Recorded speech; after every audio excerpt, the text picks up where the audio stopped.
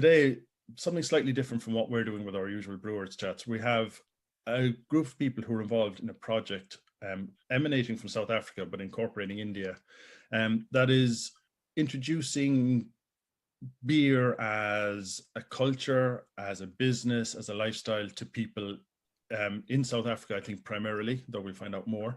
And so what I have today, we have Obakeng Malope here, who is the founder of it. And we have Ankur Napa, and I hope we'll have someone else coming on as well later. But Obakeng, do you want to just introduce yourself and kind of tell people the background to the project? My name is Ankur Napa. I'm a filmmaker and a beer brewer here in South Africa. Me in the film industry, I was a judge for the South African Film Awards, and I was a judge for the South African Music Awards. I was a jury rather for the TV Awards.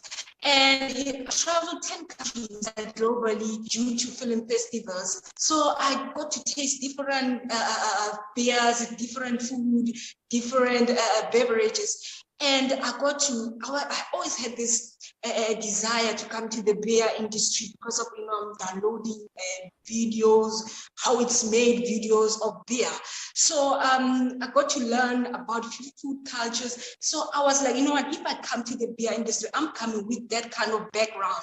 So after studying introduction to brewing, and also again getting a sponsorship from America, whereby we were 100 women of color, and we were learning this Cicerone certification program, I got inspired that, I can do this. So for me, after visiting family members and see that the young ones here in South Africa, they don't have jobs, they're sitting with qualifications and they don't have anything to do. I was like, let me give back and use this project and come up with the idea beer is art, whereby I can implement, empower their lives. So beer is art, we're teaching the young and unemployed South African youth over the age of 21 how to brew beer, how to start Cicerone, how to smell, tasting beer and license so that they can use beer as entrepreneurship. And I got to, partner with my lovely friends, Ankur and Chatty can introduce themselves. Hi. Okay, now there's a lot to unpack. So maybe we'll just go over to, maybe we'll just continue the introductions. Girija, do you want to tell us your background? And then. So my background has been, Brian, primarily an advertising person with over 25 years of experience. And always been interested in beer. It started off drinking a lot of beer. And then one fine day I realized I wanted to be a part of the industry. So I gave up my advertising career just to be somehow fit myself in the beer industry. And along the way, I tried different things, but I became also feature writer for a beer magazine and an online site. And during that point of time is when I met Ankur for the first time. And to be honest, I didn't know anything about podcasts, okay? I met him just once and he told me, why don't you start podcasting? In fact, he guided me through the entire thing. And that's when I started the Cheers Chatty Podcast. And my journey has been very simple. You don't need to be a brewer or you don't need to know everything about beer to be part of the beer industry. Your love and passion for it is good enough. And fortunately, I read a lot and my love for it. And plus I talk a lot and my name itself is Chatty, which means talking a lot. So I put it all together and made my brand Cheers Chatty.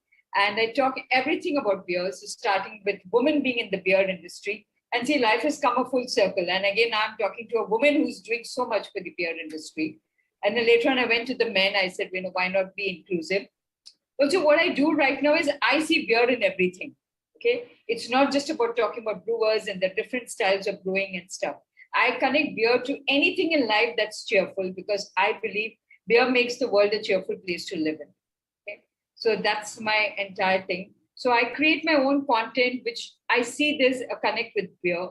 Okay, whether it's about using as simple as someone selling pee pads, I say, someone who drinks beer constantly needs to go to the loo. Okay, for me, for instance, and it's very difficult to find the loo. So I connected that and did a podcast with that. I did something with Elon Musk. If he was a beer, what kind of a beer he would be? Okay. So on and so forth. So that's my journey, and I'm just loving it.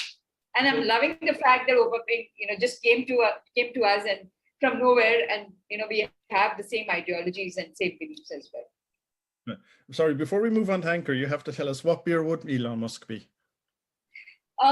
He's going to be a beer which is completely AI driven beer. Okay, and that will be launched in Mars. It's not something that's going to be launched on Earth. And you need to decode it, to be eligible to actually even taste his beer. And you have to be able to afford to go to Mars. Fair enough. How about you, Ankur? What's your background? Are you a brewer? Yes, I'm a brewer.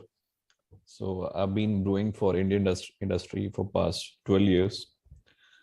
And in these 12 years, I've worked on more than 12 bottle beer brands for Indian market, and worked with AB InBev, Carlsberg, and SAB Miller.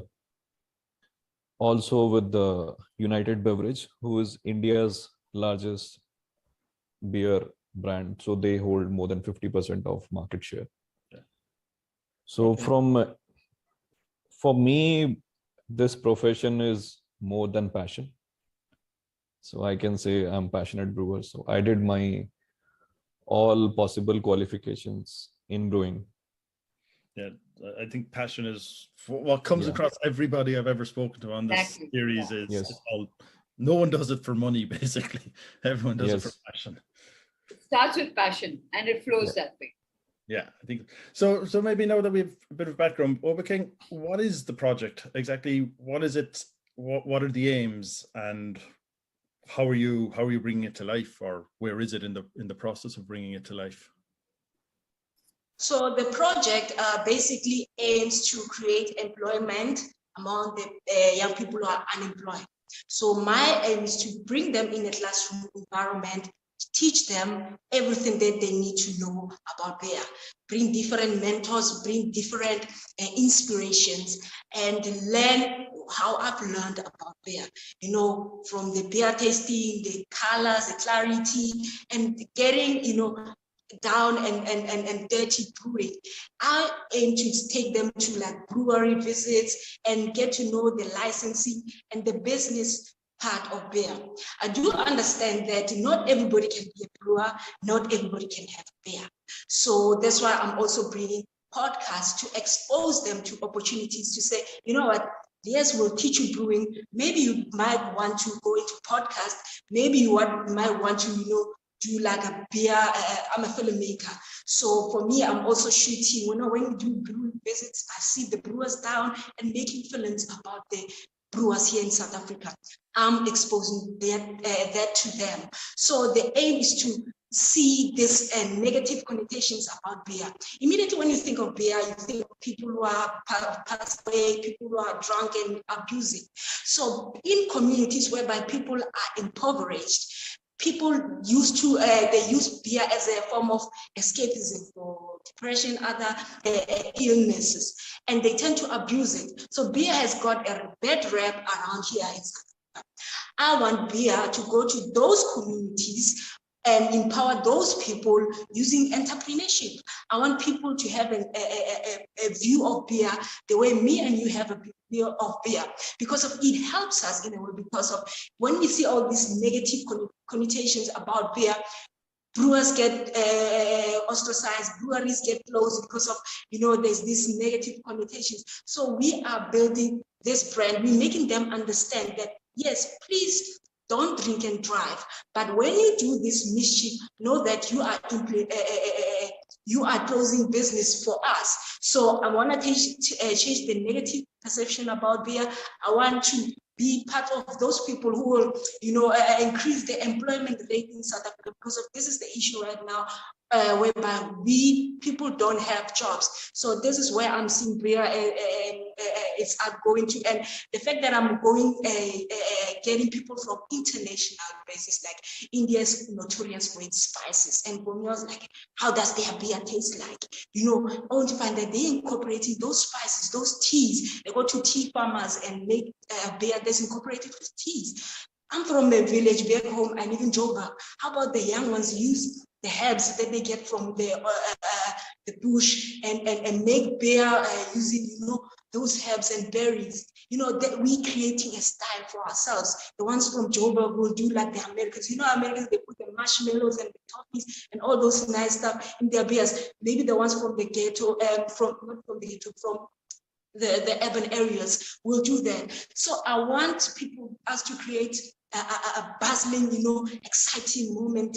Like right now, South Africa, we like America in the 70s, start getting around, there's this way we're getting excited about this. But I want us to get to a point whereby everybody's making beer right now. Everybody's excited. It's a huge business. Let me interrupt you there. What is the situation with, say, brewing and beer in South Africa? You understand, like in America, which is the most advanced, maybe is not the right word, but it's furthest along the line in that, and I think craft beer is something like 20% of the market there. Like where is it? And it's obviously pretty mainstream in America. Where is it in South Africa that you're trying to tap into this? It's so here in South Africa, beer, it's so exciting. There's this wave of beer, craft beer going on in South Africa.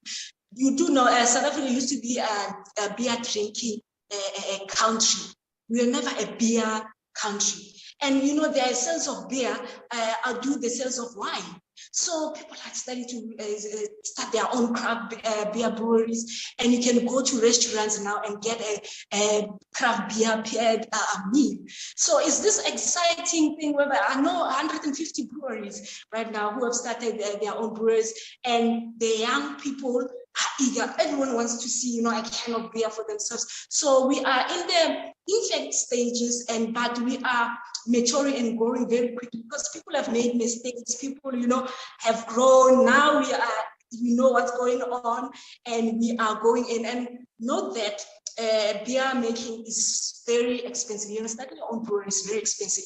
So what differentiates us the most, as I go to breweries and interview brewers, is that people have passion. People are willing to give their hours. People are starting small. People are getting those investments.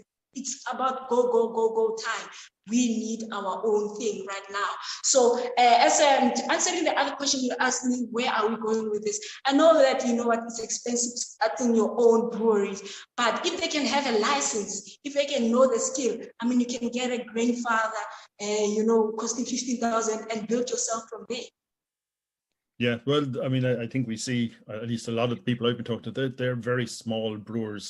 Some people making a nice living, doing very nice kind of wild beers or something like that. They charge a lot of money for them. But Ankur, where do you come into this then? You're bringing the brewing, an Indian brewing side to it. What is the again? I am completely ignorant. I plead ignorance. I have no idea what the beer scene in India is like either. Is there a large craft beer scene? Is it all in India? Yeah. So in India, yes, we are like 10 years ahead than South Africa in terms of brewing, in terms of beer culture. So we also don't have beer culture, and we are also a developing country. So as of now, there are more than, I can say, 250 microbreweries in India, and more than 5 craft beers brand. And on a large scale, AB InBev, SAB Miller, which is South African Brewery Limited, they got merged. And we have our Indian brand, which is Bira 91 and Kingfisher. There are a few more beer brands. So on an average, there are more than 12 large size beer brands and 250 microbreweries. This is what India is all about. Right, and so, in addition to the Obakeng South Africa beer scene, there are more than 220 microbreweries. And to understand the brewing scene over there is SAB Miller, says itself South African brewery. So they have developed a way more business than India.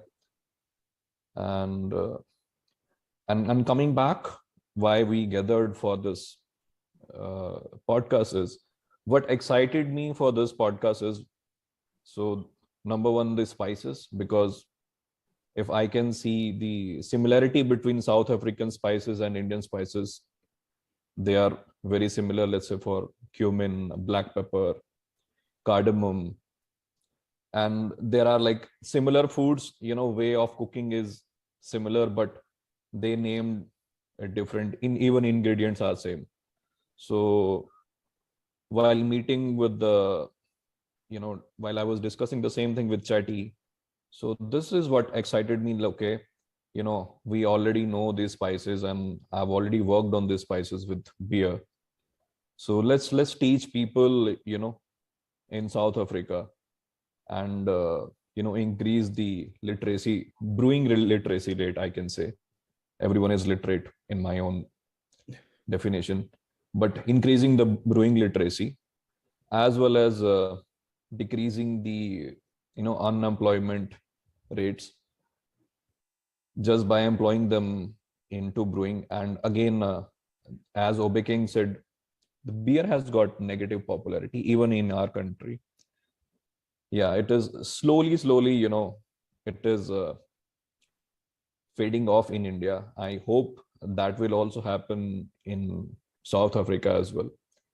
So one of the factor, how I measure, it is washing off in India is 5 years back, not 5 years, 7 years back, the female consumption figure of India was not more than, I can say, 10% beer drinkers. Now it got increased to 70%. Yeah, that's a big jump.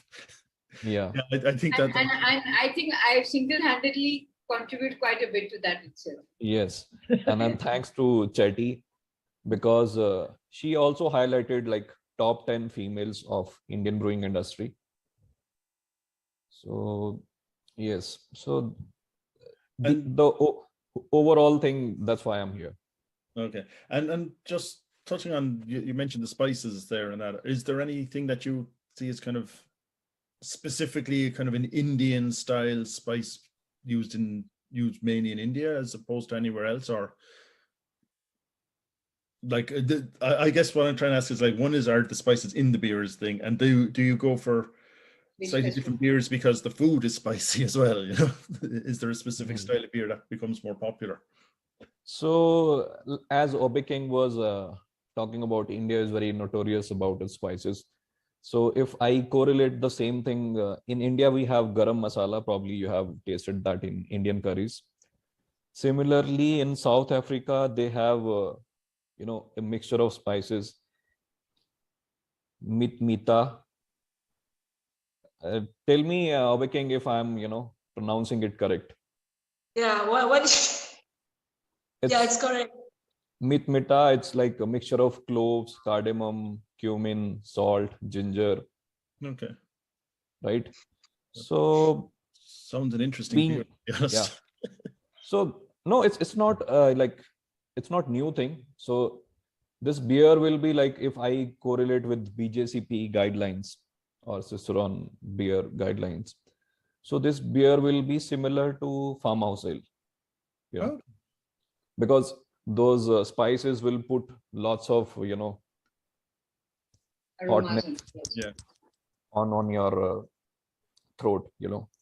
After engulfing beer, you will be feeling two warmth. One is because of alcohol, another is because of spices. As well as at the same time, it will be very aromatic, at the same time confusing for the consumer, what aromas are coming.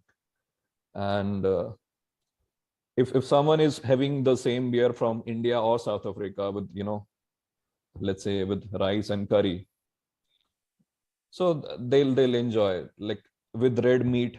You can imagine, how farmhouse ale pairs well with, barbecues and all those during Christmas time. So it is similar.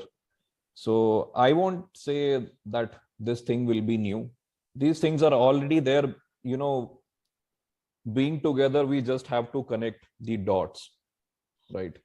so that people will, realize, okay, this is what is happening. And in this project, is that what you're going to be mainly doing, teaching people the actual beer recipes, or like you said, you have experience on building brands and stuff as well? Is that something you're going to be bringing into it? So my role is in the whole thing is I know the complexity of beer education. I know there are like organic chemistry, biochemistry, so many complex things are involved. But making this thing into art, making this thing as simple as, taking time from your wristwatch, it's very simple, right? So converting the whole education thing into that form, that will be my role. And so that, it can be easily delivered to the students, and they can also share with someone else. Okay. Right. And I come from a background where I know the, I can say, class 1 technology, right? And converting that into usable resources around us, let's say in brewery, we have fermenter, right? Steel fermenter. And at home, we have leftover cold drink PET bottles. So if we, put it upside down, it looks like fermenter. Right. And it can hold similar amount of pressure. So that can be used as a, brewing vessel, fermentation vessel. So I'm planning on similar grounds where I can teach people with, less expensive, but keeping the quality and the safety intact with the education. Okay. Yeah. That's actually Chatty. And where are you? What are you bringing? You obviously have the podcasting. I believe you're the first and biggest beer podcast in India. Yes, I'm the exclusive beer podcaster. I don't do any other alcohol podcast. I only stick to beer. And as far as my role is I'm the one who will put all these people, whatever they're doing, Obakeng is doing, and Ankur will be doing. I'm going to can them in bottles, okay, and put them as a crate together as a podcast. So I'll be, my aim is, one is to make it very approachable to the audience, saying that beer is not rocket science. It's a very simple thing. If I could be a part of the beer industry, so can you. And whatever the education part is there, the empowerment part is there, that's what I'm going to be projecting out there. Is to say that one is, that you enjoy the cheers, you just love it. Also make it a cause and make it something that you can empower people, that there is more to it, to beer than just, and like I said earlier, that consuming it. You can make something out of yourself. And above all, one needs to learn to respect beer. It's not just something that, you just drink and waste yourself. I'm not saying everyone does that.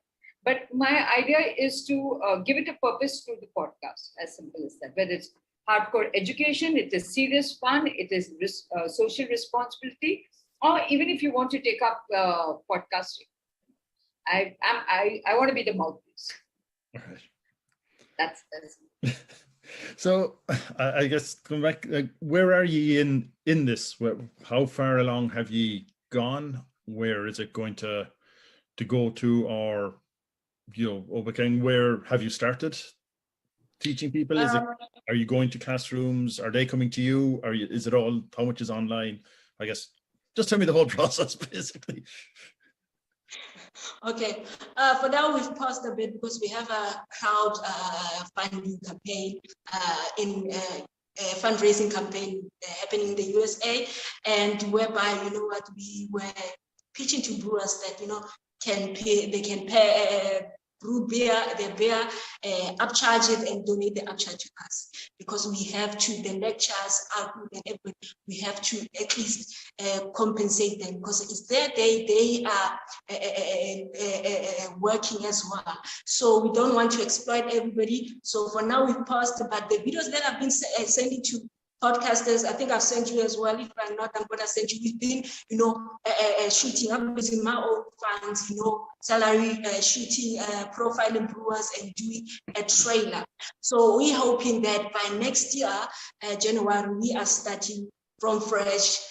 In a classroom environment, we have breweries, booked so that they can see, they do a day in a brewery. So that's where we are. But the classes will be online and offline.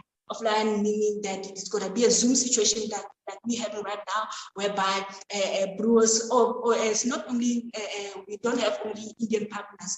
We are talking with the partners from Turkey and Japan. We want to get as much information as we can. We're going to get an Indian style and how they do stuff, what made them successful. We're also going to get the Japanese style on technology in beer, what makes their beer unique. So it's a classroom situation. They're sitting down, they are learning in a Zoom situation, and also it's an online whereby they have a lecture in front of them and they do group visits. Okay, it sounds complex. Sounds very complex. Yeah, so let me just see what I did. Yeah, so I mean, you answered one of my questions here, which was why you've gone and got people from India. No offense to you, but why? But it is part of a wider range that you're trying to bring in, let people see what beers around different parts of the world are like and what the beer culture in those countries is like. Yes, when you get inspired, you see the beer culture. I can talk about Japan, researching Japan and pitching to them. There's this company whereby they implement, they are notorious also for their technology. They implemented their technology into their beer, whereby now they have a technology to freeze the foam of beer, and they can, dispense it using that ice cream dispenser. It's a tasteless foam, but it keeps the beer cold for like 30 minutes. You're at the stadium and they just dispense it on top of your beer, and that foam, it's cold, it's like snow kind of texture.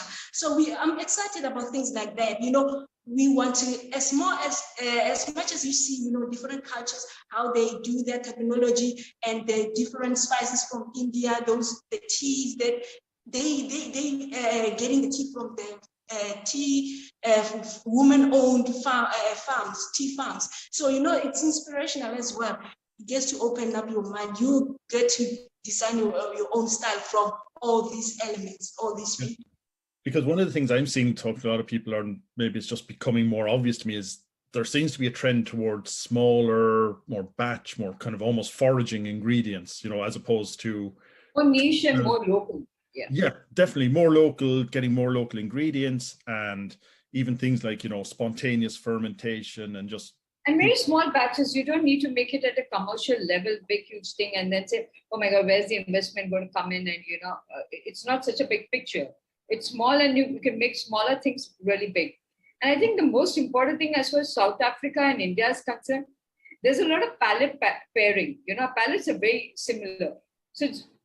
So our kind of food habits or preferences will become easier for them to adapt as well, because we are very much, on the same ground. Right. So we can, there's a synergy, and which is what will make us easy to ferment their beers that is, that they can relate to as well. It's not going to be something new all of a sudden that's come and hit their notes. So I think it's a perfect opportunity for all three of us, and for both the countries. And this has got a very, very long story to go, a very successful one. Yeah, it sounds like at least the ambition is there. I mean, it's going to be something to keep an eye on. I be honest with you, I mean, how much, like, you're trying to reduce unemployment through this as well. How many people can be employed in the beer industry, though? I mean, there has to be a ceiling on it somewhere. Do you see a ceiling on, like, because not everybody can own a brewery, because they won't be buying anyone else. They can do other things, Brian. It's not that you only have to. So even if there's one person who builds a brewery, there could be many who could get employed in it. Yeah. And could be doing different kind of things. Someone's good at communication, someone's good at brewing, someone's good at operations, someone's good at podcasting, someone's good at, just, you also need people to drink them, and responsibly. So it takes one to create the change and many to support the change. And I think that's what Obakeng is that's her vision. That's where our horizon lies. And we are very happy to partner with her along the way. So the whole idea is to give people a complete knowledge, focusing first maybe on the beers and what their taste is, and basically educating their palate to what's available, and then introducing them to the options in the wider kind of beer orbit, I guess, like you said, truck driving, podcasting, logistics, marketing, and all of that. So, I mean, it's a hugely ambitious kind of syllabus. Are you going to be able to do all of that, or do you think you'll have to break it into smaller things, or how are you going to do it? No, I didn't explain myself properly. We are teaching them brewing, licensing, Cicerone, and podcasting. They can decide by themselves based on that knowledge to apply on the knowledge that they have. Okay. I was making the example about a truck driver, like a logistic person who owned a logistic company or something, and getting into the logistic business. I'm a filmmaker by profession, but my impact in the before the Beers Art was to do films about the brewers, the beers, and their breweries. So I'm making an impact in the beer industry using my skills that I've studied for. Okay. And also, I also studied beer again. That made me, get more understanding about beer.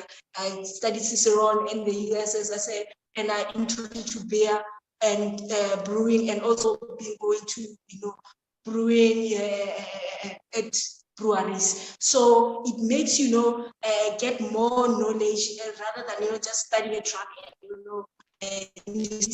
you gain knowledge to expand more, and you can come up with more ideas. So of course, we like to also open up their minds. And that joins in with what Chatty was saying there about everything she looks at is somehow or other in her mind related to beer. So it's open your mind. So you just see beer everywhere.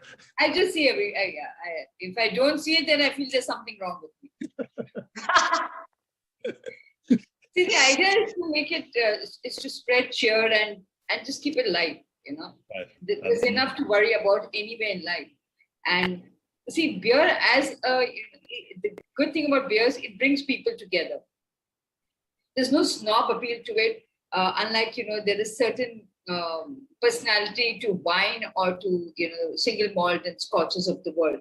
This is very inclusive. It just brings it doesn't have any gender, social status, or culture. It's all over. I mean, you can't just say, oh, the beer from this country or that country. When you sit together and have beer, it's just beer that's on the table, and that's what unites people. Yeah. So yeah, I think that's how I would think. I like to be as a person as well, and that's what I would like to do through my podcasting and to whatever that I do in life. Yeah, I kind of agree with you mostly about the beer, because all the brewers are very inclusive, and all the people who really like the beer. I think there is sneaking in a lot of snobbery into people who kind of think that, you shouldn't have a lager because you should have some very fancy craft beer, ale or something. Beer that's brewed. Yeah. There is a little bit of snobbery in there, I think, in some people. But yeah, and as a general rule, I think definitely brewers, whenever you come across a brewer, they just want to share, like we discussed earlier. It's passion. It's just passion. Brewers get in because they're passionate, and they get into the beer world because they're passionate about it. And that is something that, yeah, if you can get that across, I think it's a huge, big step. So Brian, I think the way we need to position ourselves is like a global aggregator. Yeah, that's how. So the hub is South Africa, and Obakeng is bringing different people from different parts of the world, like from USA, from India, from UK, anywhere else that you're speaking with, putting them all together and somewhere empowering the people of South Africa. They're producing the beers. Yes, there will be certain proceeds that will be given to this initiative, but it's the question of not setting up our own industries, but putting people together that they can put themselves out there. This is a platform. And then they empower people, and that's how you make the world a better place. Yeah, and I suppose as you're doing that, you're building that network as well, so that the people who come out of the whole thing have someone they can go to, and exactly. So if you want to learn the Indian style of brewing, then there are people out here, so you can take that on. If you want to know something like a Sri Lankan style or the UK style, those kind of beers, yes, we have a faculty who can teach you that as well. Right. Obakeng, I hope I'm not wrong, but this is the way I think is what our entire goal is. The people learn different styles and they choose what they want to do. Yeah. It's like the way you go in for education. You learn everything initially, and then you specialize in one thing that you want to take from there. No, it's a, like I said before, it's fascinating, but it's also a hugely ambitious project. Absolutely. It's one drop at a time. Exactly. So listen, guys, I don't know what else to ask. I'm not really an interviewer, so I generally just don't know. I'm sure I'm missing a question that's completely obvious that someone wants to tell me something that I'm forgetting to ask. Is there anything that we should specifically mention? I think what you would really want to ask is, when do we finally start on, and when do we come back to you with a success story? Is that Well, I think we got a little bit that the hope is January to start. Yeah. The success story, yeah, you're right. Nobody's come back and nobody said, like, how long is the 2023? You will see a lot of milestones that would be achieved. Okay, I'm feeling very hopeful about it because it's such a great initiative. There's a reason why all of us are here together. Out of nowhere. We don't know each other from Adam, from Mars, I would say in this case. So if it is happening, then it's definitely going to make something out of it. Yeah. So I think we shouldn't put in a deadline and saying, no, by this time we're going to be so and so. Okay. But what we really need to say is that we're going to be taking the steps, and we'll be taking on one country at the time and one individual at a time in South Africa, who will come back and say, I've done something with my life. Right. And that seems, like even if you reach one person, it's a major achievement. Exactly.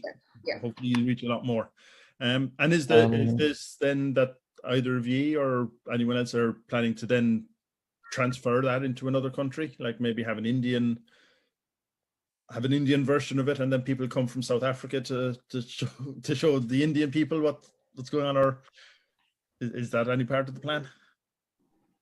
It can happen, but for now, we'll take it one step at a time. Okay. And one thing again, Brian, they say if your dreams don't scare you, and you should let them go. Like, it's very ambitious, and I was like, you know what, I'm going in. I'm going in. I shouldn't be forcing world domination on you. So So sorry, there is one other question I wanted to ask, just on the styles. Like, you're going to be having styles, like you said, from Japan, from India, from across. I noticed, like, from our chat with Apiwe and Jesse and Kweza Tolakazi, there is still a very big African traditional brewing tradition. Are you going to be kind of focusing on trying to make that a thing? Because that seemed like an area that Africa could have a unique beer kind of culture from, as opposed to just trying to be, producing IPAs, for instance. For instance, for us, we want them to set the path for them. We don't want to, yes, there's this African brew, everybody's making go to the traditional African beer, that's also my passion, but we want to expose them to everything. We want them to set their own trend. Right. They are the generation now, so they will decide for themselves whether they use the technology they're learning from the Japanese or the traditional, ingredients from the South Africa. But you're going to introduce them to the whole range of traditions. Okay. Well, listen, guys. In addition to this, hello. So when Carlsberg started their operation in South Africa, so they developed a beer which was made up of sorghum and maize. Okay. Yeah. And they started this beer, and the name of this beer is Chibuku. Right. And they sell this beer not in bottles, not in cans, in Tetra Pak. Right. just for the sustainability. And this is not a new thing. It's like 20-year-old, more than 20-year-old in South Africa, right? So I hope Obakeng is thinking on similar grounds, creating a beer using traditional way, as well as, making a consortium of various cultures and various techniques around the globe. Right. Okay, I hope hadn't heard of that that beer. makes. I think eventually we're going to be making one global beer, which is going to be something that's so universal that anyone from any country can have it. Because, normally we all speak, the German beers, the English beers, the Indian beers, from different subcontinents. I think here what's going to happen is that we'll take a little bit of everything and make that also a beer. And plus you can choose which, by itself, which kind of beer that you want to have as well. So it's going to be a global brand. Okay, well, it's one thing with a global brand, but I mean, we pretty much have a global beer and just lager at the moment. That's the problem, isn't it? That's the problem we're trying to get away from. Whatever works. Yeah, get back to the more, like you said, locally sourced and locally produced and local styles and that. So hopefully this will help a lot with that as well, because I don't know, I think like everybody else, I think you're seeing it more important to be local, and people are looking for local products, and it helps as well with tourism, like just opening up the options of what you said, like all the things that you're opening up. Tourism and beer tourism has a huge potential. I know. In fact, you nailed it right now, Brian. Because when you speak about tourism, people are moving so much. They're exposed to so many different kind of international and local cultures. They are not something that, I'm from India, that I only have this kind of food or this kind of beers or anything for that matter. I know the beers that are there in the US, in the UK, because I'm well-traveled. People are and see, largely the world is a millennial generation. Yeah. They're backpackers. They're experimenting a lot. They're moving a lot. They know it. So nothing is alien to them or saying it's a new concept. So that's what makes it, that becomes our advantage. So tomorrow, if I'm going to, Obakeng is going to put in something on the table saying it's Indian beer, no one's going to think, raise an eyebrow and say, oh my God, I don't know how it's going to be. Because somewhere we all up a little bit of the rest of the world. Yeah. And even and that's what it is. Even Indian beer would just be like so encompassing. You're probably going to want a local. Exactly. Like we sit here in India, we have Guineas here. We are exposed to German beers, we're exposed to UK beers, European beers. We know that it's nothing something, only when we go there and once in light years that we go there that we drink that. We have it over here. So that's something that, because it's so fluid, the world is so fluid, and it's so moving, that I think this concept will make it easily acceptable to the world, to people in South Africa and rest of the world as well. Yeah. And Brian, I was always a research and development brewer. So I never travel abroad outside India, but I was fortunate and lucky enough to get all those beers from Globe. Right. In my R&D lab, I remember last time I was working with United Beverage, and there we were working on wheat beer. Yeah. So I had tasted even Blue Moon from US and several wheat beers from different parts of the world, just to understand how wheat beer tastes in different parts of the globe before getting down to the final recipe. So as Chatty said, yes, Indians are exposed to the beer, but my case was different. But I'm in touch with people who work for various IT companies, and in this IT company they are well traveled.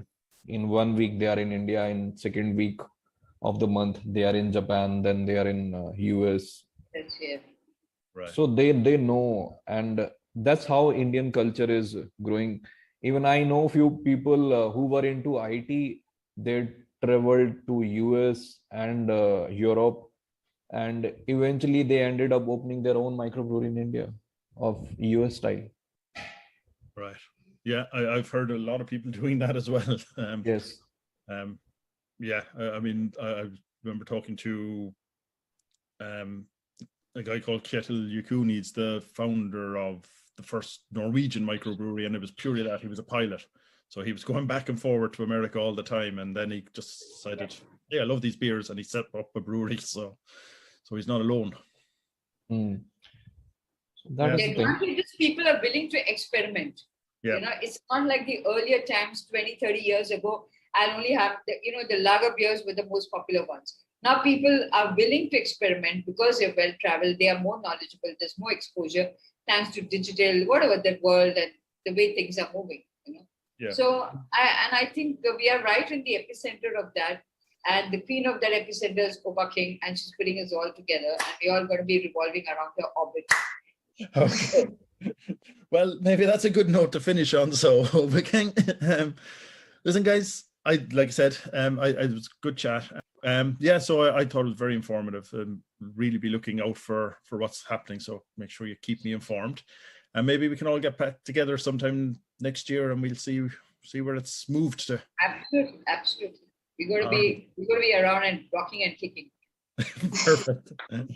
All right. Thanks a million, guys. Thanks a lot, Brian. Thanks. Thank you.